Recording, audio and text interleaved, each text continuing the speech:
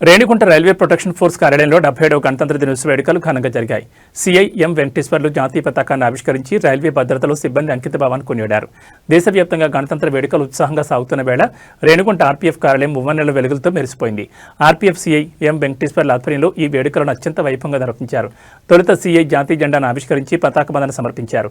అనంతరం ఆయన మాట్లాడుతూ దేశ రక్షణలో సైనికులు ఎంతటి కీలక పాత్ర పోషిస్తున్నారు, రైల్వే ఆస్తుల రక్షణలో మరియు ప్రయాణికుల భద్రతలో ఆర్పీఎఫ్ సిబ్బంది అంతటి బాధ్యతతో పనిచేస్తున్నారు పేర్కొన్నారు.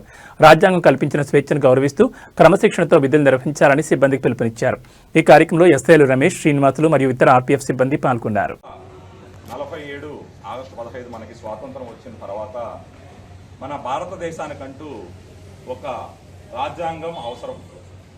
రాజ్యాంగం అవసరం కోసము ఆగస్టు 29న రాజ్యాంగ పరిషత్ అనేది డాక్టర్ బాబు రాజేంద్ర ప్రసాద్ అధ్యక్షతన రాజ్యాంగ పరిషత్ అనేది ఏర్పడింది.